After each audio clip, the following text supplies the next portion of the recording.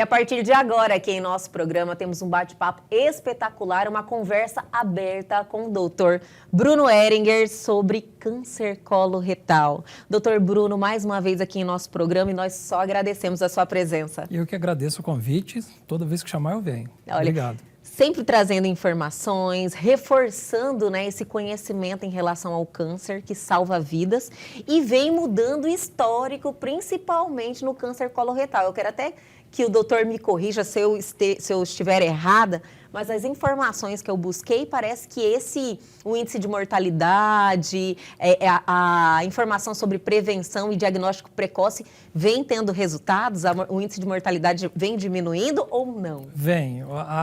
O interessante da medicina em áreas mais delicadas, que não tem a ver com estética, nem nada que está vendendo, você trazendo informação, você já diminui a mortalidade. Isso é um fato interessante. Então, só de estar aqui, a gente conversando sobre o assunto, isso já está funcionando.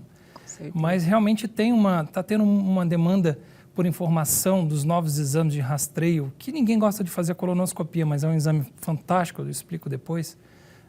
Exames de rastreio tanto nas fezes como no sangue. Você faz o diagnóstico precoce do câncer coloretal através desses formatos, né? Mas é algo que a gente não está indicado formalmente ainda no nosso país. Não vai vir com um custo bom, com certeza não. Tem conseguido bons resultados, sim. Porém, o próprio nome já diz, é um rastreio para câncer. Ele não faz prevenção igual faz a colonoscopia, entendeu? É já para o diagnóstico mesmo. Para diagnóstico. Se você está com câncer, vai aparecer. Mas se você está com a lesão pré-cancerígena, que ainda não virou câncer, que teria a oportunidade de não virar, você não conseguiu. Entendi, doutor. No caso do exame, que é a colonoscopia, você já consegue retirar, né? Você vê lesões pré-malignas, elas ainda não malignizaram, mas você retirando essas lesões, você acabou de evitar. É uma prevenção primária, não é prevenção secundária que você... Prevenção primária. Entendeu? A prevenção primária, então, a colonoscopia está aí na primária, então. Exato. Eu achei que era só as questões também de alimentação, atividade física. Sim. Também está na primária. Também está, né? 30% a 40% está nisso aí, né? O que a gente chama é o pólipo, é o grande problema do câncer coloretal. Ele começa por um pólipo, algumas vezes, outras vezes não polipóide, mas a maioria das vezes como um pólipo. É uma lesão benigna.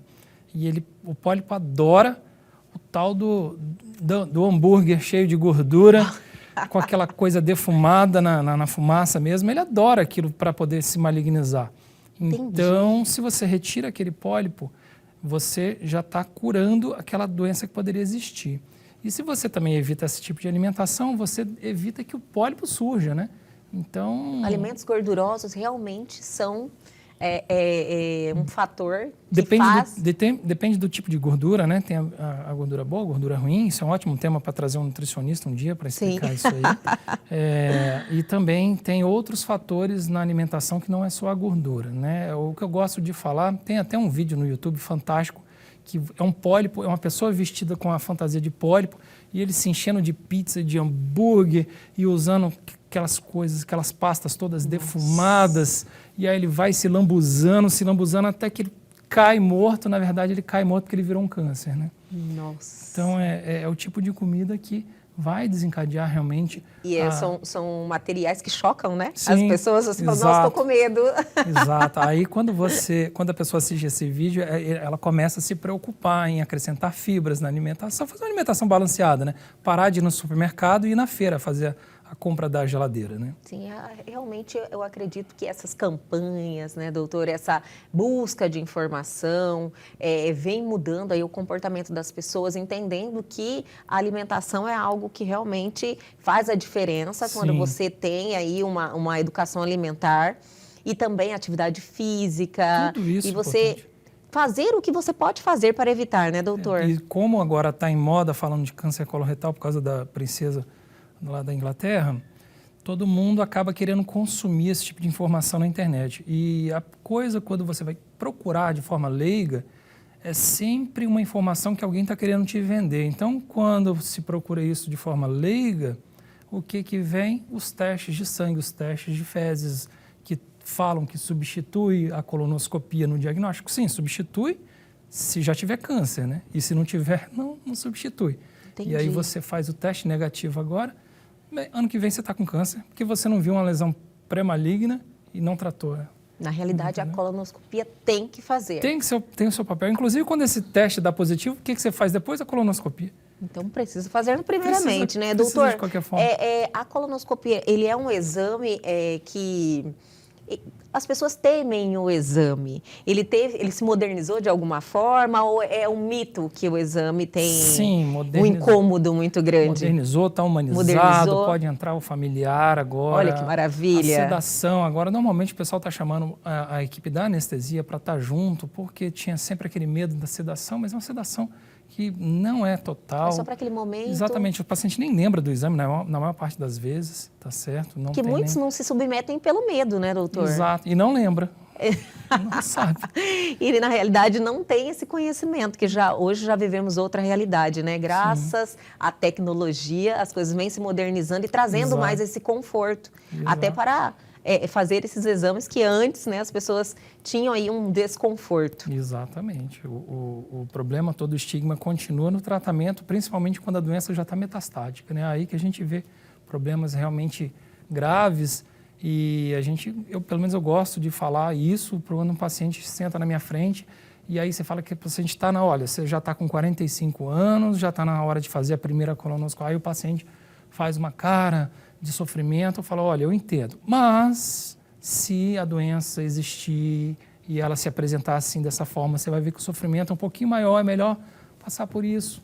O diagnóstico precoce salva vidas mesmo, né, doutor? Principalmente nesse caso do câncer coloretal? Neste caso, principalmente, porque, ao contrário da mamografia que você faz, que vai realmente diagnosticar o câncer existente, você não previne ele de existir.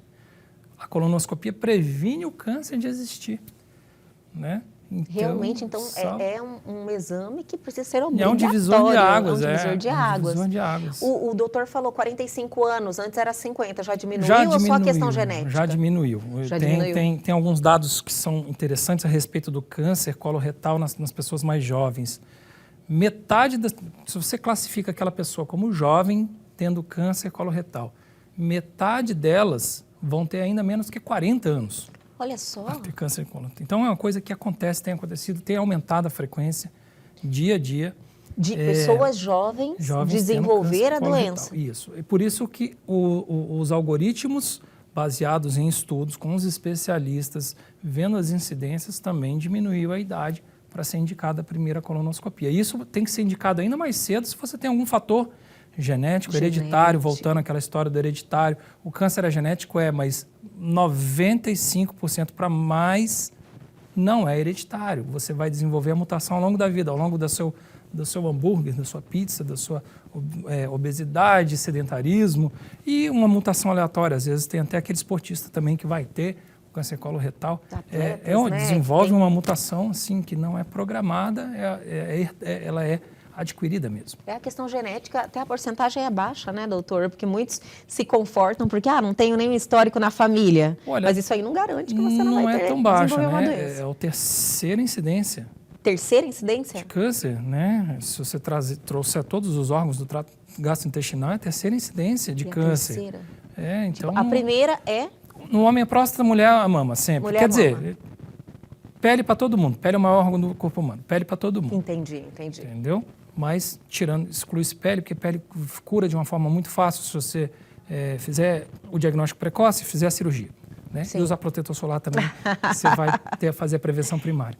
Então, homem, próstata, mulher, mama, aí depois desce pulmão, desce algumas particularidades dependendo do estado. E daí o câncer coloretal? Coloretal em terceiro. Doutor, a informação, a busca por conhecimento, essa mudança de comportamento e as campanhas de conscientização, elas vêm mudando esse histórico da doença? Vem. O interessante dessas campanhas não é falar que o mês tal é a cor tal, né? Por exemplo, este mês é a cor do câncer coloretal, mas é também a cor do câncer de colo de útero. Outra especialidade já enfiou também uma cor da endometriose, que nem câncer é uma doença. Então, assim, não se apega muito a cor nem mês, mas o que é interessante, tudo que é organizado funciona mais. Entendi. Se organizou-se desta forma para chamar a atenção, fica melhor do que uma feira parecendo que você pescou tambaqui. Eu quero vender tambaqui, começa a gritar sobre tambaqui só porque você tem para vender. Aí você organiza de forma regular quando chamar a atenção para um tipo de doença. Que aí todo mundo chama atenção junto, aí funciona, organiza, funciona. O doutor acredita que essa infinidade de campanhas que vem se acumulando nos meses estão criando uma certa confusão? Mas eu vou pedir para o doutor segurar, eu vou chamar o intervalo, mas é bem rapidinho, a gente já volta com mais doutor Bruno Heringer.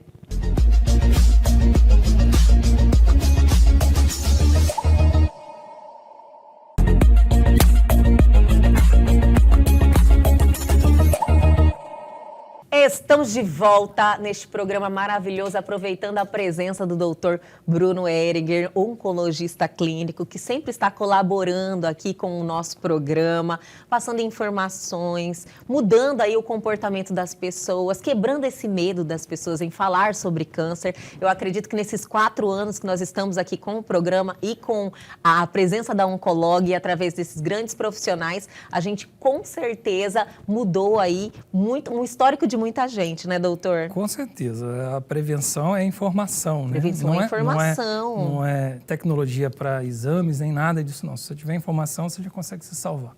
E o importante é que as pessoas tomaram essa consciência e vêm desenvolvendo essa responsabilidade com a sua saúde. Você ser o protetor da sua saúde. Eu acredito muito que nós estamos nessa caminhada, mas o doutor lá lidar com isso diariamente e recebe os pacientes no consultório. Isso é uma verdade? Ou ainda falta muito? Nós estamos engatinhando, doutor? Falta muito, né? Mas veja o exemplo que eu estava conversando dos pacientes jovens. Quando o paciente é jovem, metade deles tem ainda menos de 40 anos e a gente consegue ver até pelo esse caso público da princesa da Inglaterra, né? Então, falta muito, mas alguns casos não vão conseguir entrar em prevenção de forma habitual, não tem como, né? Vai acontecer de uma forma muito esporádica e muito precoce. Entendi. Infelizmente, né? Doutor, o doutor falou novamente do caso da princesa. Eu não estava sabendo deste caso, mas ela desenvolveu um câncer de intestino? Não dá para saber. Não dá para saber? Tudo é suposição porque é sigiloso, né? Inclusive, teve uma pessoa que tentou pegar dados de prontuário lá na Inglaterra. A polícia deles, que cuida da realeza, já está em cima disso aí para prender todo mundo que está envolvido. Mas o que a gente viu do tipo de relato de cirurgia seguido de químio, e saiu recentemente até uma foto dela conversando com o médico dentro da máquina de radioterapia. Olha só. Então, a gente que entende um pouco do diagnóstico fala assim, para envolver esse tipo de local em conversa, provavelmente é um câncer de reto, né? É um câncer do final do intestino. Entendi. Doutor, nós finalizamos o bloco anterior e estávamos falando dessa questão das campanhas, né? Que são muito positivas, claro, a gente traz aí informação e conscientização, porém, ela vem se confundindo com as cores. Se você se basear em cor para poder lembrar, vai acabar trazendo uma certa confusão. Mas o interessante é que quando todo mundo começa a falar do mesmo assunto na mesma época... Cria uma certa confusão. Não, isso é o contrário. Isso organiza e funciona. Entendi. Porque começou com Outubro Rosa, Novembro Azul, né, que foi chamando a atenção. Exatamente. E aí viu que funcionou muito no planeta inteiro.